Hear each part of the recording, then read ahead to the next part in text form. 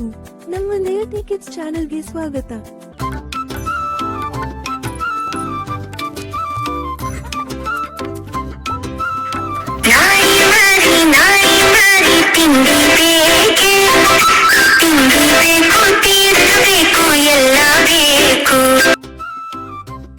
ನಾಯಿ ಮರಿ, ನಿನಗೆ ತಿಂಡಿ ಏಕ್ ಬೇಕು? ತಿಂದು ಗಟ್ಟಿಯಾಗಿ ಮನೆಯ ಕಾಯ್ಬೇಕು. ನಾಯಿ ಮರಿ ನಿನಗೆ